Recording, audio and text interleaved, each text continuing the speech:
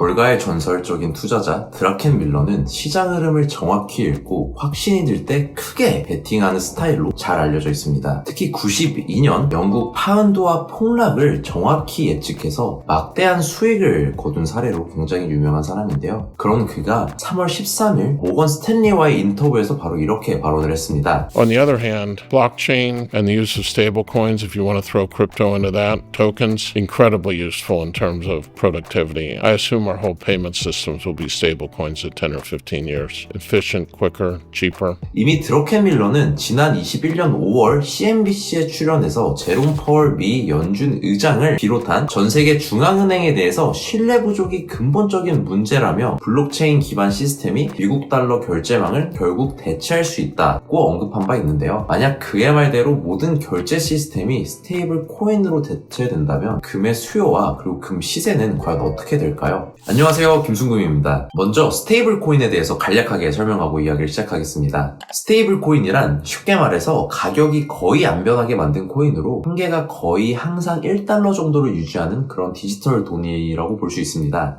이렇게 유지되는 이유는 발행사가 실제 달러나 미국 국채 같은 자산을 뒤에 쌓아두고 가치를 1대1로 보증해주기 때문인데요. 그럼 왜 굳이 이걸 쓰냐라고 한다면 달러보다는 더 빠르고 편하게 사용할 수 있기 때문입니다. 은행이 없어도 몇 분 안에 전 세계로 스위프트를 통하지 않고 보낼 수가 있고요. 24시간 언제든 사용이 가능합니다. 그래서 스테이블 코인은 달러를 대신하는 게 아니라 인터넷에서 더 쉽게 쓰기 위한 달러라고 보시면 되겠습니다. 그럼 이제 스테이블 코인 시장을 볼게요. 26년 현재 스테이블 코인 시장은 약 3천억 달러 규모로 팽창했고요. 이 중 약 99%가 미국 달러에 고정되어 있습니다. 특히 세계 최대 규모의 스테이블 코인 발행사인 테더를 포함해서 많은 발행사들은 막대한 양의 미국 단기 국채를 매입하고 있는데요. 테더와 같은 스테이블 코인 발행사가 미국 단기 국채를 많이 산다는 말은 쉽게 말해 사람들이 스테이블 코인을 사용할수록 실제로는 달러에 대한 수요가 지속적으로 계속 늘어날 수밖에 없다는 뜻이기도 합니다. 스테이블 코인은 아까 말씀드렸다시피 하나의 코인이 1달러의 가치를 유지해야 하기 때문에 발행사는 사람들이 맡긴 돈을 그냥 두지 않고 안전한 자산에 보관하는 게 합리적인데요. 이때 가장 많이 선택하는 자산이 바로 미국 국채입니다. 예를 들어 사람들이 테더를 많이 사면 테더 회사는 그만큼의 달러를 받아서 그 돈으로 미국 국채를 사들이게 되고요. 즉 겉으로는 사람들이 코인을 사용하는 것처럼 보이지만 실제로는 그 뒤에서 계속 달러 자산이 쌓이고 있는 구조입니다. 이 과정이 반복될수록 미국 국채에 대한 수요가 늘어나고 이는 결국 달러의 힘을 지지해주는 역할을 하게 되는데요. 그래서 단기적으로 보면 이러한 디지털 달러의 확장은 글로벌 달러 수요를 폭발적으로 증가시키고 달러 가치를 방어할 뿐더러 상대적으로 대체 자산인 금의 가격을 억누르는 요인으로 작용할 수 있습니다. 물론 여기까지는 누구나도 다 예상할 수 있다고 생각을 합니다. 그런데 진짜 중요한 건 바로 그 다음인데요. 스테이블 코인은 겉으로 보면 자유롭게 쓸 수 있는 돈처럼 보이지만 결국 누군가가 관리하는 돈입니다. 이 코인을 만든 회사가 있기 때문에 문제가 생기면 그 회사가 특정 사람의 코인을 못 쓰게 막아버릴 수도 있다는 것이죠. 실제로 이미 전쟁이나 제재 상황에서 특정 개인이나 국가의 자산이 동결된 사례는 이미 여러 번 있었죠. 대표적인 사례가 바로 지속적으로 말씀드리는 러시아 우크라이나 전쟁 당시인데요. 이때 서방 국가들은 러시아 개인과 기업의 해외 자산을 대규모로 동결시켰고요. 달러 기반 금융 시스템에 대한 접근 자체를 차단했습니다. 즉 러시아 입장에서는 내 통장에 달러 돈이 있어도 실제로는 쓸 수 없는 상태가 되는 그런 무용지물 사태가 벌어진 겁니다. 이 사건을 통해서 돈도 정치 상황에 따라 막힐 수 있다는 사실이 전 세계적으로 강하게 인식되는 계기가 됐습니다. 비슷한 사례는 캐나다 트럭 시위에서도 나타났는데요. 당시 정부는 시위에 참여하거나 지원한 사람들의 은행 계좌를 동결시켰고 결제 시스템까지 차단하였습니다. 이는 특정 범죄자가 아니라 일반 시민도 상황에 따라서 금융 시스템에 의해서 배제될 수 있다는 점을 강력하게 보여준 사례로 나갔는데요. 이 사건도 마찬가지로 돈을 가지고 있어도 그 돈을 사용할 권리는 언제든지 제한될 수 있다는 것을 보여준 큰 사건이라고 보실 수 있겠습니다.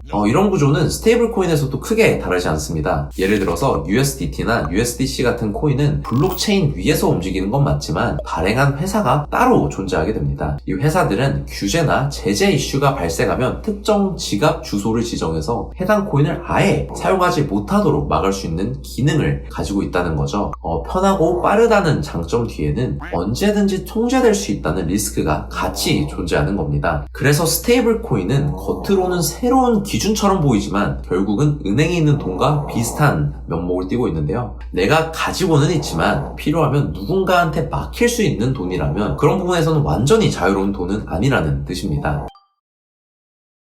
이렇게 신뢰에 균열이 생기기 시작하면 돈의 흐름은 굉장히 단순해집니다. 통제되는 자산에서 통제되지 않는 자산으로 이동하게 되죠. 그리고 그 자산 중에는 항상 있는 것이 바로 실물 금입니다. 금은 누구도 의미로 발행할 수 없고요. 특정 기관이 막을 수도 없는 자산이기 때문입니다. 물론 스테이블 코인이 금을 직접적으로 대체하거나 금을 매수하게 만드는 구조가 아닙니다. 오히려 스테이블 코인의 확장은 달러 중심의 금융 시스템을 더 확장시킨과 동시에 그 시스템에 대한 의존도를 보다 더 높이고 통제 가능성을 강화하는 박유항으로 작용합니다. 오히려 달러를 강하게 만드니 금을 매도하는 것에 더 가깝죠. 하지만 구조적 변화 속에서 신뢰의 균열이 발생하는 순간 투자자들은 바보가 아니잖아요. 통제되지 않는 자산을 찾게 되며 역사적으로 그 역할을 가장 일관되게 수행해온 자산이 바로 금이었습니다. 그래서 스테이블 코인의 성장은 단기적으로 달러를 강화하고 금을 누를 수 있지만 장기적으로는 금의 수요를 오히려 자극하는 환경을 함께 만들어낸다고 볼 수 있겠습니다.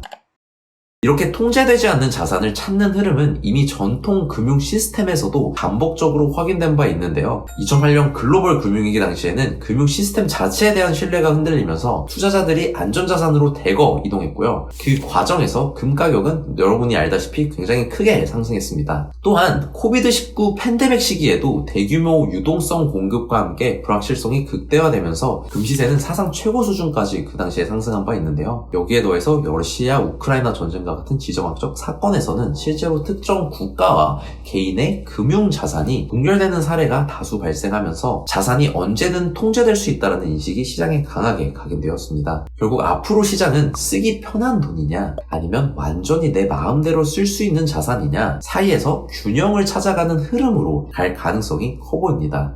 스테이블 코인은 확실히 결제는 편하게 만들어주지만 대신 특정 시스템에 의존해야 한다는 점에서 좀 찝찝한 부분이 확실히 있는 거죠. 그래서 시간이 지나면서 일부 사람들은 편한 것도 좋지만 완전히 내 자산인 게 더 중요하지 않을까? 이렇게 고민을 할 수도 있는 겁니다. 그렇게 되면 금처럼 오래전부터 안전자산으로 여겨온 자산이 다시 주목받을 가능성이 굉장히 높은 거죠. 정리하자면 스테이블 코인은 단기적으로는 달러를 더 많이 쓰게 만들 수 있지만 한편으로는 자산을 나눠서 가져가려는 움직임을 만들면서 금에 대한 관심도 더욱더 커질 수 있는 환경을 오히려 조성하고 있다라고 볼 수 있겠습니다. 오늘 이야기를 준비하면서 든 제 생각은 자산이라는 게 하나가 무조건 정답이라고 보기는 어려울 것 같습니다. 각각 다 장점이 있고 단점도 있기 때문에 그 내가 어떤 가치를 기준으로 자산을 보고 그 자산을 확보할 거냐에 굉장히 중요할 것 같고 나에게 유리한 자산이 다 다르고 때로는 바뀌기도 한다고 보는 게 맞을 것 같습니다. 그래서 저는 결국 시황을 보면서 확신이 드는 자산에 투자하는 게 가장 현실적인 방법이라고 생각합니다. 지금 저는 그게 금이라고 보고 있어서 이런 이야기를 드리는 거고요. 지금과 같이 전 세계 패권이 한 곳에서 다른 곳으로 이동하기 직전에 이런 상황에서는 금과 은이 더욱더 그 역할을 톡톡히 할 거라고 봅니다. 아마 이 영상을 보고 계신 분들은 저와 비슷한 생각을 하고 계신 분들이 많을 거라고 생각을 하는데요. 그래서 앞으로는 이런 거시적인 흐름들을 계속 보면서 금시세 관점에서 같이 풀어보는 영상들로 뵙도록 하겠습니다. 그럼 다음 영상에서 또 뵙겠습니다. 감사합니다.